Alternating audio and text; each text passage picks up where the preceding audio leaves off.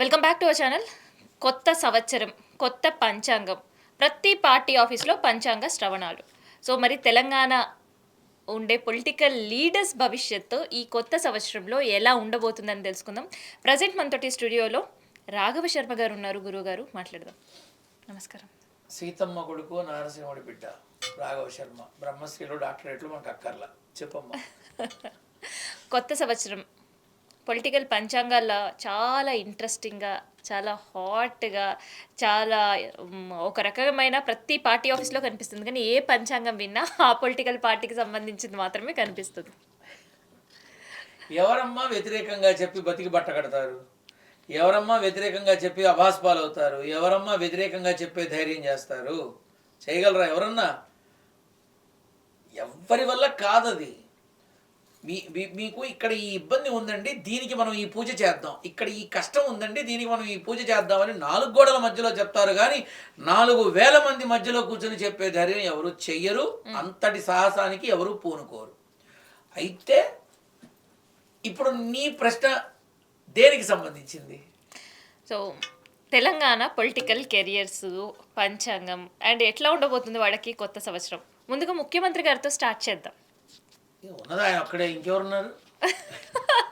తెలంగాణ రాష్ట్ర ప్రభుత్వం అంటే 1 మ్యాన్ ఆర్మీ రేవంత్ రెడ్డి గారు. అంతేనా? మంత్రులు కూడా ఉన్నారు కదా గురుగారు. ఏం లేదు, అంతా రేవంత్ రెడ్డి గారే.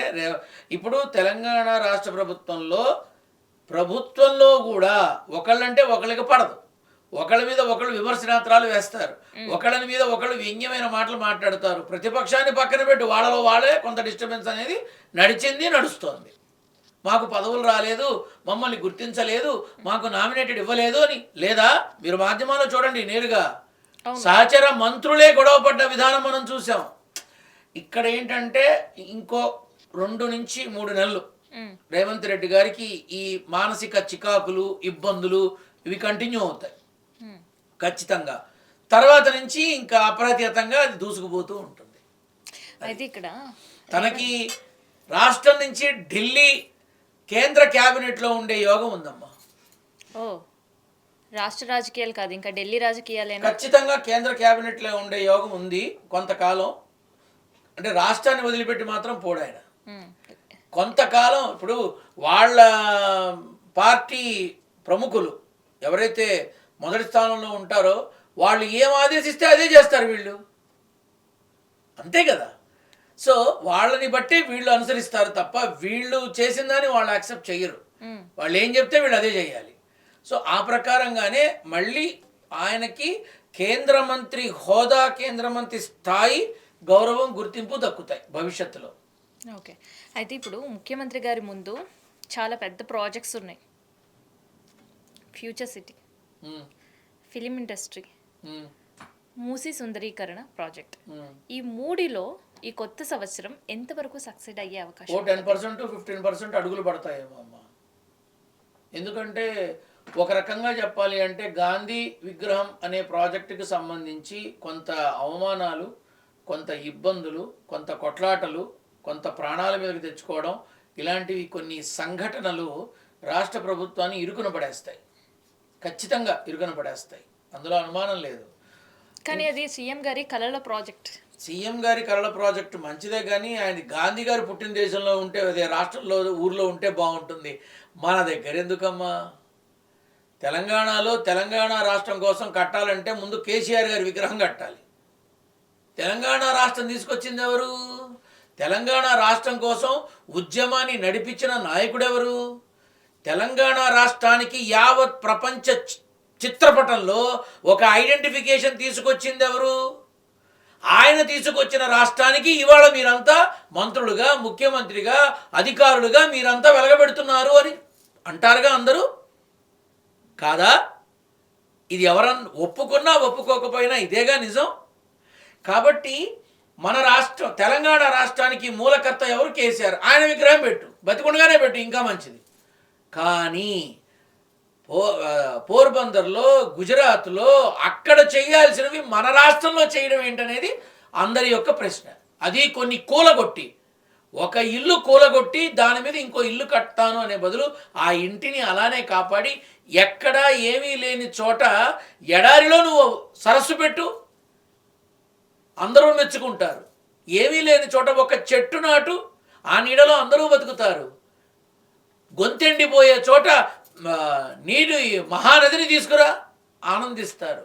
కానీ ఉన్నది నాశనం చేసి ఇంకోటి కడతాను అంటే అది కొంత మేరకు ఇబ్బంది కలిగిస్తుందే తప్ప సిబ్బందిని ఇవ్వదమ్మా.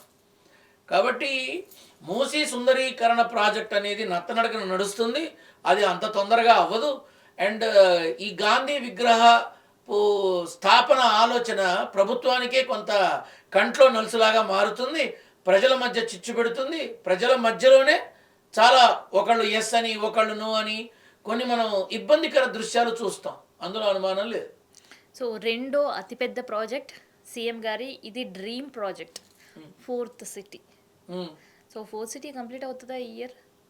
అమ్మా ఎలా తమాషనా అమ్మా? ఫ్యూచర్ సిటీ అంటే అన్నా రెండు ఇళ్ళు 2 కాంప్లెక్స్లునా? ఎన్ని ఎంత అసలు చిన్న విషయం కాదు అది. అంటే ఈ టర్మ్ అయ్యే లోపల అవుతుందని నేను అనుకోనమ్మా. ఇప్పుడు పేరు పెట్టేసేసి 4 ఆఫీసులు పెడితే ఫ్యూచర్ సిటీ అవుతుందా? ఫ్యూచర్ సిటీ వస్తుంది అని చెప్పి రియల్ ఎస్టేట్ ఇప్పుడు మొదలైంది. ఫ్యూచర్ సిటీ వస్తుందని చెప్పి రియల్ ఎస్టేట్ మొదలైంది. ఎంతమంది గ్యారంటీ ఇవ్వగలరు కంప్లీట్ అవుతుందని? రాష్ట్ర ప్రభుత్వం ఇవ్వగలదా? ఫ్యూచర్ సిటీ మేము తీసుకొచ్చామన్నారు, పూర్తి చేసామల్లా. ఫ్యూచర్ సిటీ మేము క్రియేట్ చేస్తున్నామన్నారు, ఏమల్లా. రేపంటే మారుతున్న విధానాలని బట్టి, జరుగుతున్న స్థితిగతుల్ని బట్టి రానున్న రోజుల్లో ఫ్యూచర్ సిటీ పేరు చెప్పుకొని కాస్త ల్యాండ్లు అమ్ముడుపోతాయి, కాస్త ప్లాట్లు అమ్ముడుపోతాయి, కాస్త కొద్దిగా గుడ్డిలో మెల్ల చావు రాకుండా కన్నుపోయింది అన్నట్టుగా కొంత వ్యాపారం జరుగుతుంది తప్ప ఫ్యూచర్ సిటీ హైటెక్ సిటీ పూర్తవడానికి ఎన్నాళ్ళు పట్టింది? సైబర్ సిటీ పూర్తవడానికి ఎన్నాళ్ళు పట్టింది? ఏమో 1-2 ఇయర్స్లో అవడానికి అది ఏమన్నా చిన్న చితగానా? వాస్తవికంగా మాట్లాడాలి, వాస్తవంలో బ్రతకాలి మనం. టైం పడుతుందమ్మా, అంత తొందరగా కాదు అది. వీళ్ళ అదృష్టం బాగుండి నెక్స్ట్ టర్మ్ కూడా కాంగ్రెస్ ఉందనుకో, అప్పుడు కాస్త ఒక రూపం చూడడానికి మనకు అవకాశం ఉంటుంది. కర్మకాలి రాలేదనుకో పరిస్థితి ఏంటి? ఇవన్నీ మనం నిజాయితీగా మనం ఆలోచించుకోవాలి. ఎంతవరకు మనం చెయ్యగలం, ఎంతవరకు ముందుకెళ్ళగలం.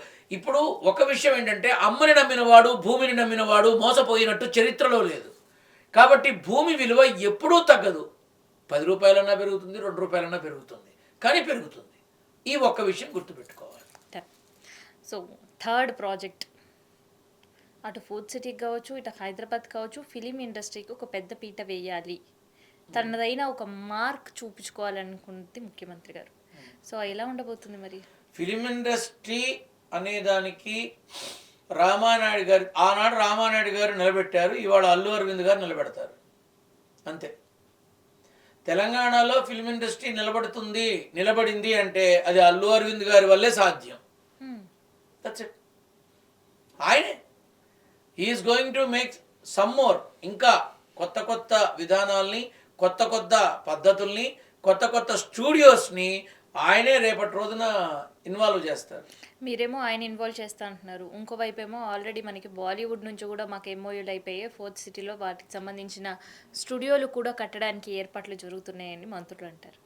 చూద్దాం, నువ్వు ఉంటావు, నేను ఉంటా, మీ స్టూడియో కూడా ఉంటుంది, మళ్ళీ మాట్లాడుకోవచ్చు మనం. చూద్దాం. ఇక్కడి నుంచి బాంబేకి, పూణేకి, ఢిల్లీకి, ఇంకా రకరకాల చోట్లకి వెళ్ళిపోతున్నారు. ఇక్కడి నుంచి వెళ్ళిపోతున్నారు, ఇక్కడి నుంచి ఆంధ్రాకి వెళ్ళిపోతున్నారు. ఎందుకు కట్టారమ్మా వైజాగ్లో స్టూడియోలు? ఎందుకు వేల వేల ఎకరాలు తీసుకొని సినీ రంగానికి ప్రథమ పీట వేస్తున్నారు? ఎందుకు గంటా శ్రీనివాసరావు గారు వైజాగ్లో సినీ రంగానికి ప్రథమ తాంబూలం ఇస్తాను, బాగా ఎస్టాబ్లిష్ చేయడానికి నేను అండగా నిలబడతానని ఆయన ఎందుకు అన్నారు? ఇక్కడి నుంచి ఎందుకు వెళ్ళిపోతున్నారు? కాబట్టి ఎక్కడి నుంచో వచ్చి ఇక్కడ స్టూడియోలు కడతామని ఎంఓఏలు ఏముందమ్మా? నేను నీతో కూడా చేస్తా ఎంఓఏ, ఇలాంటి ఒక పెద్ద ఛానల్ పెడతాను, మన ఇద్దరం అందులో పార్ట్నర్లు అవుదాం, నువ్వు సంతకం పెట్టుకోవడానికి వచ్చే నష్టమే ఉంది? ఉందా? ఏమన్నా ఉండదు. కాగితాల మీద కాదమ్మా, జీవితాలు కావాలి. కాగితాల్లో సంతకాల కన్నా జీవితాల్లో నిలబడే ఒక అపాయింట్మెంట్ ఆర్డర్ మీద పెట్టే సంతకమే విలువైనది. ప్రెస్ మీట్ పెట్టి ప్రెస్లో అందరి ముందు కెమెరాలతో ఫోటోలు తీసేటప్పుడు, వీడియోలో షూట్ చేసేటప్పుడు పెట్టే సంతకాలు కాదు, ఇచ్చి పుచ్చుకునే ఎంఓయూ ఫైల్స్ కాదు.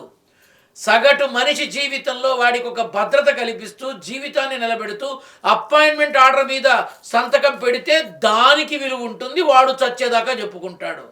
ఆ కాగితాలు ఇవ్వండి ప్రెస్ మీట్లో. మాజీ ముఖ్యమంత్రి కేసీఆర్ ఎలా ఉండబోతుంది, ఆయన ఆరోగ్యం ఎలా ఉండబోతుంది, ఏమ్మా, ఆయన ఏనుగు మళ్ళీ బయటికి వచ్చే కాదు, అవకాశం నువ్వు ఉంటుందా? అడిగిన ప్రశ్న ఎలా ఉందంటే ఏనుగు గురించి ఎలకని అడిగినట్టుంది. ఏనుగు గురించి ఎలకని అడుగుతారమ్మా ఎవడన్నా? అంటే ఏనుగైనా ఎలుకైనా మనం తెలంగాణ బాపుగా చెప్పుకుంటాం కాబట్టి ఆయన course. బాగుండాలనే కోరుకుంటాం. Course is.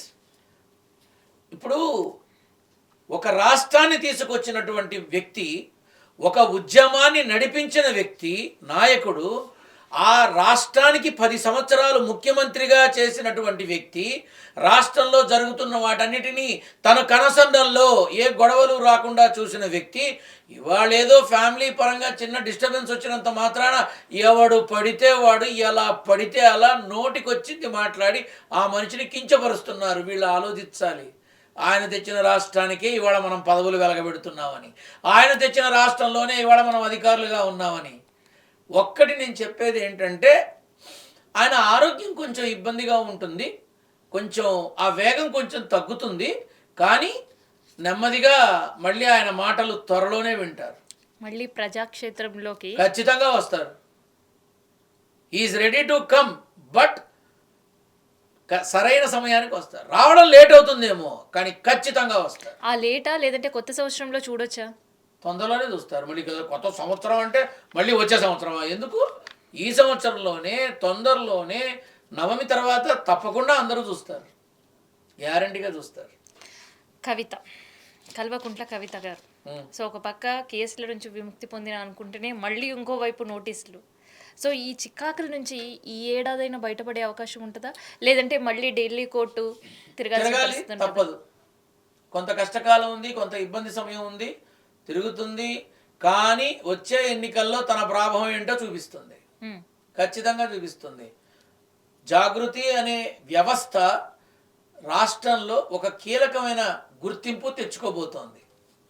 ఈ జాగృతి పోరాటం ఎవరిపైన చేసే అవకాశం ఉంది అంటే, సొంత బావపైన, లేదంటే సొంత అన్నపైన, లేదంటే పెట్టిన బీఆర్ఎస్ వ్యతిరేక వ్యక్తుల మీద, వ్యతిరేక వ్యక్తుల మీద. వాళ్ళ అన్న అయితే ఏంటి, తమ్ముడు అయితే ఏంటి, బావ అయితే ఏంటి, మామ అయితే ఏంటి, వ్యతిరేకత అందరూ ఎదుర్కోవాల్సిందేనా శక్తిని? ఖచ్చితంగా ఎదుర్కోవాల్సిందే, తప్పదు. ఇంకా కొన్ని, ఇప్పుడు తనని ఇంకా కొన్ని ఇబ్బందులు పెట్టే స్థితిగతులు మళ్ళీ చూస్తారు మీరు తొందరలో. కాకపోతే ఏంటంటే, ప్రస్తుతం తను చేసే ఒంటరి పోరాటానికి ఒక విలువ, ఒక గుర్తింపు వచ్చే సమయం దగ్గర పడింది, తప్పకుండా వస్తుంది. అయితే ప్రజెంట్ ఉండే బీఆర్ఎస్ పార్టీలో అటు కేటీఆర్ గారు కావచ్చు, ఇటు హరీష్ రావు గారు కావచ్చు, ఈ ఇద్దరు కూడా ఒక పిల్లర్స్గా వ్యవహరిస్తున్నారు. సో ఈ ఇయర్ ఎట్లా ఉండబోతుంది వాళ్ళకి సంబంధించి? సో కేసులు ఆల్రెడీ ఇద్దరి పైన కూడా చూస్తున్నాం, విచారణగా జరుగుతున్నాం, జైలుకి వెళ్ళే పరిస్థితులు ఏమైనా చూస్తామా, లేదంటే ఓన్లీ పోలీస్ స్టేషన్ గోడల మధ్య కూర్చొని రానున్న రోజుల్లో కావలసిన ప్రణాళికను వేసుకోవడం జరుగుతుంది వాళ్ళిద్దరు. ఆ 4 గోడలు ఏమన్నా కావచ్చు, సిద్ధంగా ఉండాలి అంతే. కానీ ఇబ్బంది సమయం మాత్రం ఉంది ఈ సంవత్సరం, ముగ్గురికి ఉంది. ఎవరెవరికి? కవితకు ఉంది, మన కవితమ్మకు ఉంది, తర్వాత కేటీఆర్కు ఉంది, హరీష్ రావుకు ఉంది. ఇబ్బంది సమయం ఉందమ్మా. అది ఏంటంటే కృత్రిమంగా సృష్టించేటటువంటి ఇబ్బంది. కృత్రిమ కర్మ వెంటాడింది అనుకో అమ్మా, కలుగులో ఉన్న ఎలక కూడా బయటికి వస్తుంది. ఆ కర్మ వెంటాడితే ఎక్కడున్నా సరే అనుభవించక తప్పదు. వాళ్ళు కూడా అంతే, తప్పదు. ఏ కుర్చీలో కూర్చున్నా సరే, ఎక్కడ ఉన్నా సరే, కొంతమంది వాళ్ళ వ్యక్తిగతమైన ఆనందం కోసం, మేము చేసి చూపించాం అనే మాట కోసం కూడా వీళ్ళు బలి పశువులైనా కూడా ఆశ్చర్యం లేదు, అంతే. సో మళ్ళీ బలోపేతం అయ్యే అవకాశం ఉంటుందా బీఆర్ఎస్? ఎందుకు ఉంటుందమ్మా, ఎందుకు 10 సంవత్సరాల క్రితం కాంగ్రెస్ భూస్థాపితం అయిపోయింది, పాతాళంలో గెలిచిపోయింది, అది ఇదని ఇన్ని మాటలు మాట్లాడారు. రే నాయన, జబ్బలు కొట్టుకోకండ్రా బాబు, యోగం ఉన్నప్పుడు ఎవడో నిలబడలేడు అని ఆ రోజే మన రేవంత్ రెడ్డి గారి బావమరిది కృష్ణారెడ్డి నా దగ్గరకు వచ్చినప్పుడు, నేను మాట్లాడినప్పుడు, ఆయనకి వియ్యం కూడా అవుతాడు, ఆయనకి చెప్పినప్పుడు 2019లో కూడా చెప్పా, ఇప్పుడు అవ్వడరా నాయన, ఇంకా 5 ఏళ్ళు ఆగాల్సిందే అని చెప్పా. కావాలని మీరు వెళ్ళి అడగండి, నేను చెప్పా, నన్ను తిట్టిపోశారు. ఏం మాట్లాడుతున్నావా మెంటలా నీకేమన్నా అన్నారు. ముఖ్యమంత్రి కాబోయే మనిషి ఎమ్మెల్యే కూడా గెలవను అని అన్నారు. ఉమ్, సరే భవిష్యత్తులో చూస్తారు కదా అనుకున్నా, చూశారుగా. సో అట్లా ఇది భూస్థాపితమైంది అని మనం అనుకోకూడదు. భగవంతుడు నిర్ణయిస్తాడు. భగవంతుడు నిర్ణయించింది జరుగుతుంది, మనం అనుకున్నది కాదు. అందుకే ఈ జాతకాలు ఏవైతే ఉన్నాయో వాటి ప్రకారంగా జీవితం నడుస్తుంది అనుకుంటే, భగవంతుణ్ణి పట్టుకుంటే విధాత రాసిన రాత కూడా చెరిగిపోతుంది.